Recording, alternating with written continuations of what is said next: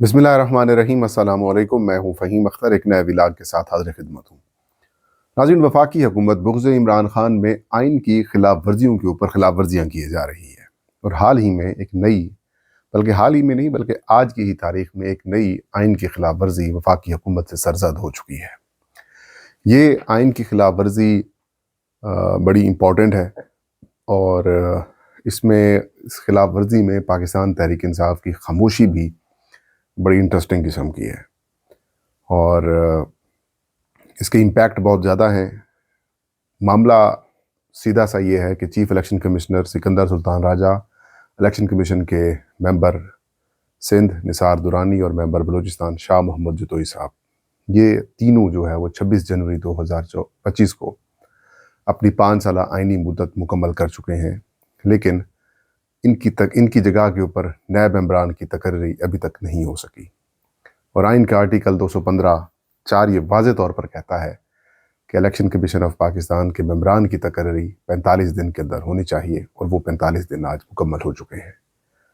Backdoor के ऊपर वफाकी हुकूमत और तहरीक इंसाफ के दरमियान क्या चल रहा है और क्या मामलात हैं, कौन अगला चीफ इलेक्शन कमिश्नर हो सकता है, ये इसके ऊपर भी गुफ्तगू करेंगे और इसकी इम्प्लीकेशंस क्या हो सकती हैं इस आइन की खिलाफ वर्जी की, वो हम आपको बताएंगे। नाज़रीन, इलेक्शन कमीशन ऑफ पाकिस्तान दुनिया भर के जो दीगर जमहूरी ममालिक होते हैं जिनके इलेक्शन कमीशंस होते हैं, ये वाहिद इलेक्टोरल बॉडी होती है जो इलेक्शंस करवाती है। पाकिस्तान में भी ये वाहिद इलेक्टोरल बॉडी है जिसने इंतखाब करवाना होता है। ये आइन के अंदर जो आर्टिकल्स हैं उनके तहत ये बनाई जाने वाली बॉडी है और इनको आइनी कवर हासिल होता है। इनकी जो पोस्टें होती हैं वो भी आइनी होती हैं। इनकी मुद्दत 5 साल के लिए होती है।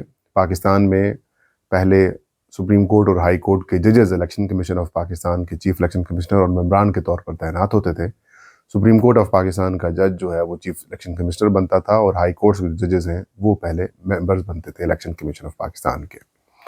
फिर 18वीं तरमीम के बाद एक तजर्बा किया, माफ़ कीजिएगा, 2017 के इलेक्शन एक्ट के साथ एक आइनी तरमीम की गई और उसके अंदर ये बात शामिल की गई कि हम जजेस को ही हर दफ़ा अपॉइंट करते हैं इस सारे इलेक्शन कमीशन के लिए, क्यों ना हम तजर्बा करें, हम टेक्नोक्रेट और ब्यूरोक्रेट्स को भी बतौर इलेक्शन कमीशन मेंबर और चीफ इलेक्शन कमिश्नर तैनात कर सकते हैं।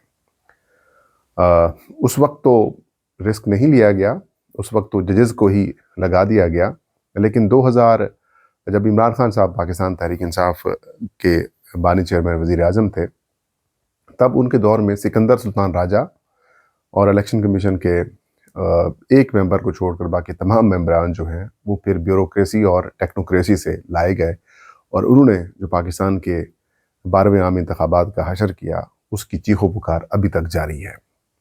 लोगों का इलेक्शन कमीशन ऑफ पाकिस्तान जैसे अहम तरीन इदारे से ना सिर्फ एतमाद उठा है, बल्कि लोग इलेक्शन कमीशन ऑफ पाकिस्तान का नाम आते ही कहते हैं कि ये इदारा ही ठीक नहीं है। उसकी बड़ी वजह सिकंदर सुल्तान राजा और इलेक्शन कमीशन ऑफ पाकिस्तान के दीगर मेंबरान हैं। मैं ये देखता रहता हूँ कई जगहों के ऊपर कि इस बात के ऊपर क्यों गुफ्तगू नहीं की जाती कि एक ब्यूरोक्रेट को पहली दफ़ा जिम्मेदारी सौंपी गई और उस ब्यूरोक्रेट ने जो जनरल इलेक्शंस करवाए वो पाकिस्तान की माजी की तमाम इंतखाबात से बुरे तरीन इंतखाबात थे।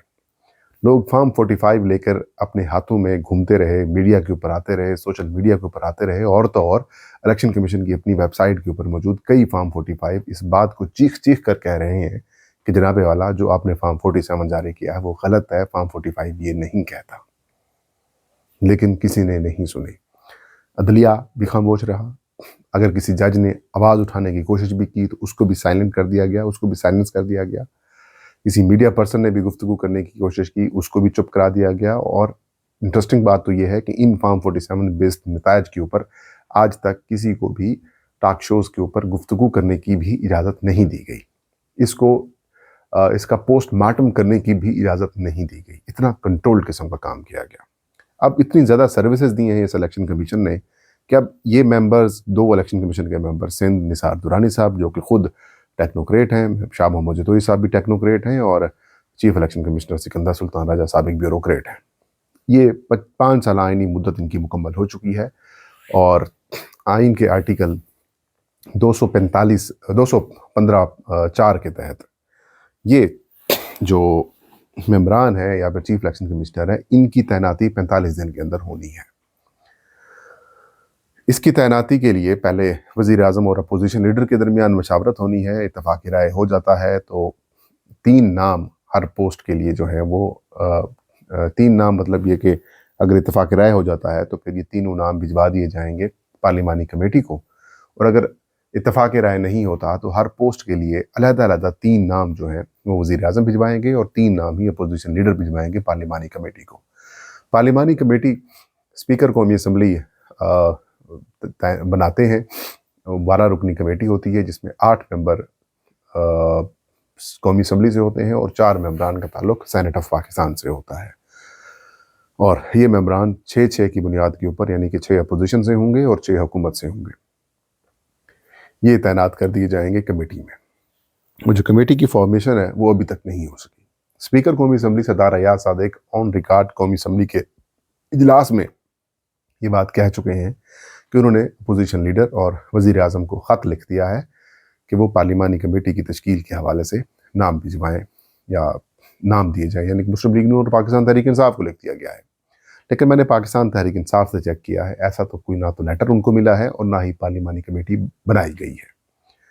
اس کا مطلب یہ ہے کہ حکومت، اسپیکر، یہ سب چاہتے یہی ہیں کہ جو موجودہ چیف الیکشن کمشنر اور ممبران ہیں یہ کام کرتے رہیں، کیونکہ 26ویں آئینی ترمیم جو کہ خود چیلنج ہوئی ہے سپریم کورٹ میں، اور سپریم کورٹ میں اس معاملے کو ٹیک اپ نہیں کیا جا رہا، اس کے اندر یہ لکھ دیا گیا تھا، یہ شک شامل کر دی گئی تھی کہ جب تک نیا چیف الیکشن کمشنر اور ممبران تعینات نہیں ہوتے تب تک جو موجودہ کمیشن ہے وہ کام کرتا رہے گا۔ اب بات بڑی سمپل ہے، جہاں یہ شک ڈالی گئی ہے وہاں اس شک کے اندر اسی آئین کی جو آرٹیکلز ہیں الیکشن کمیشن ریلیٹڈ، اس کے اندر ایکٹنگ چیف الیکشن کمشنر کا بھی ایک عہدہ لکھا گیا ہے۔ اب ایکٹنگ چیف الیکشن کمشنر بھی اسی چیز کے لیے رکھا گیا تھا کہ اگر کوئی چیف الیکشن کمشنر ریٹائرڈ ہو جاتے ہیں یا پھر وہ وفات پا جاتے ہیں یا پھر کسی وجہ سے عہدہ چھوڑ دیتے ہیں، تو جو سینئر موسٹ ممبر ہوگا الیکشن کمیشن کا ایج کے لحاظ سے، وہ الیکشن کمیشن آف پاکستان کا ایکٹنگ چیف الیکشن کمشنر ہوگا۔ اب جب یہ پروویژن موجود تھی تو چیف الیکشن کمشنر کو ایکسٹینشن کیوں دی گئی؟ ہاں، ممبرز اگر نہیں ہیں تو پھر آپ کہہ سکتے تھے کہ ممبرز کام کرتے رہیں گے، اور چیف اگر ریٹائرڈ ہو جاتا ہے تو پھر ایکٹنگ چیف الیکشن کمشنر کا آپشن تو موجود ہے۔ تو سکندر سلطان راجہ کو کیوں یہاں پر فیور دی جا رہی ہے جب دوسری آئین کی پروویژن یہ کہتی ہے؟ لیکن یہاں پر تو نہ تو آئین کو کوئی مانتا ہے، نہ قانون کو کوئی مانتا ہے، نہ ضابطے مانے جاتے ہیں، یہاں پر صرف اپنی مرضی ہے، اور آئین کی وہ تمام شکیں جو حکومت کو یا پھر اس سسٹم کو سوٹ کرتی ہیں وہی اس کے اوپر عمل درآمد ہوتا ہے، باقی کسی آئین کی شک کے اوپر عمل درآمد نہیں ہوتا۔ آپ خیبر پختونخوا کے اندر دیکھ لیں کہ وہاں پر سینٹ کے انتخابات ہونے ہیں، اور سینٹ کے انتخابات ابھی تک نہیں ہوئے، اور سینٹ کا پہلا پارلیمانی سال بھی مکمل ہو چکا ہے۔ تو اب کیا ہو سکتا ہے؟ یہ تو خلاف ورزی کے اوپر خلاف ورزی کیے جا رہے ہیں، اور پھر ایک نئی کہانی بھی شروع کی جا رہی ہے کہ قاضی فیضیزہ کو چیف الیکشن کمشنر لگا رہے ہیں۔ پھر جی جناب سکندر سلطان راجہ صاحب، کیونکہ آئین کے اندر کچھ ایج رکھی گئی ہے کہ الیکشن کمیشن کے ممبر کی اپوائنٹمنٹ کے لیے جو اہلیت کا معیار ہے اس کے اندر یہی ہے کہ ایج ممبر کے لیے 65 سال سے زیادہ نہیں ہونی چاہیے، اور چیف الیکشن کمشنر کے لیے 68 سال سے عمر زیادہ نہیں ہونی چاہیے۔ جو سکندر سلطان راجہ صاحب ہیں یہ اس وقت 66 سال کے ہیں، لہٰذا یہ ری اپوائنٹمنٹ کے چکر میں بھی ہیں، یا پھر کوشش کی جا رہی ہے کہ ان کو دوبارہ چیف الیکشن کمشنر کے طور پر تعینات کیا جا سکے، اور ان کی تعیناتی کے لیے ظاہر سی بات ہے آئین کے آرٹیکل 216 ہے، وہ یہ کہتا ہے کہ 2 سال تک چیف الیکشن کمشنر اور ممبران اگر اپنی مدت پوری کرتے ہیں تو کوئی پروفیٹیبل عہدہ نہیں رکھ سکتے، لیکن ری اپوائنٹمنٹ کے لیے یا پھر دوبارہ تعیناتی کے حوالے سے بھی آئین کے اندر کسی قسم کی کوئی پروویژن نہیں رکھی گئی، یعنی کہ آئین خاموش ہے، اور اس بات کی تشریح کون کرے گا؟ آئینی بینچ کر سکتا ہے، کیونکہ آئین جو 26ویں ترمیم ہے اس کے بعد الیکشن جو آئین سے متعلق جتنی بھی ایشوز سامنے آئیں گے اس کی تشریح جو ہے وہ جو آپ کہہ سکتے ہیں کہ جو سپریم کورٹ کا کانسٹیٹیوشنل بینچ ہے جس کے سربراہی اس وقت جسٹس امین الدین صاحب کر رہے ہیں وہ کرے گا، اور وہ کیا کرے گا وہ سب کو پتہ ہے کیا کرے گا۔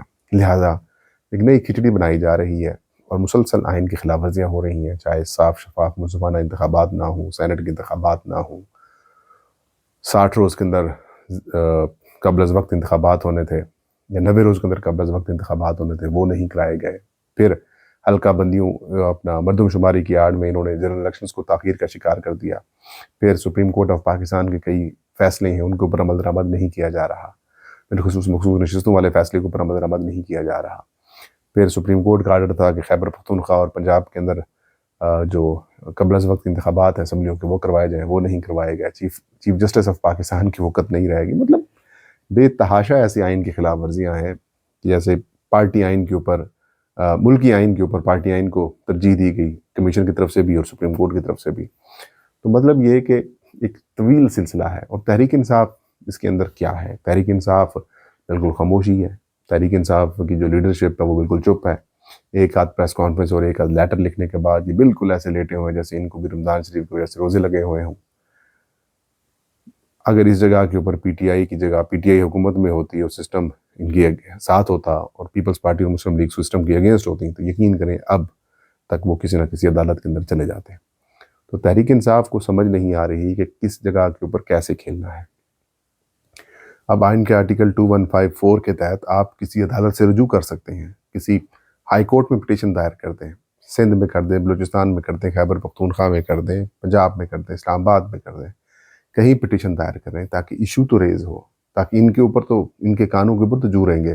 مطلب وہ بیٹھے ہوئے ہیں کہ بھائی اس نے ہماری حکومت بنوائی ہوئی ہے سکندر سلطان راجہ اینڈ کمپنی نے، ان کو بیٹھے رہنا دیں. ان کو تنخواہیں لگی رہیں گی، 10,000 12 لاکھ 15 لاکھ تنخواہیں وہ ملتی رہیں گی، ان کو مراعات ملتی رہیں گی، معاملات چلتے رہیں گے. یہ چاہے اعزازیں دیتے رہیں، ڈرامے کرتے رہیں، یہ سارا کچھ یہ چلاتے رہیں گے. ان کو کوئی پرواہ نہیں ہے اور پی ٹی آئی چپ ہے.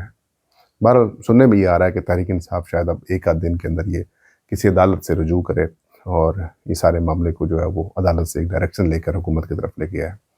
لیکن جب تک اگریسو نہیں ہوں گے تحریک انصاف کو کچھ ہاتھ میں نہیں ملنا. اور میں یہ کہتا ہوں کہ پی ٹی آئی کے لیے زندگی اور موت کا مسئلہ یہ ہونا چاہیے اس وقت کہ الیکشن کمیشن سے جان چھڑوائیں، اس موجودہ کمیشن سے جان چھڑوائیں.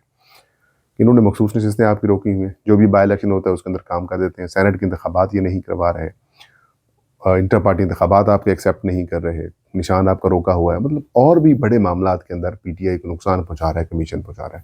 تو ادھر یہ چپ کر کے سکون کر کے بیٹھے ہوئے، سب تو بھی کے سوئے ہوئے ہیں پی ٹی آئی والے. یہ تھا آج کا ویلاگ. مجھے اجازت دیجیے. سلام سب کا مناسب.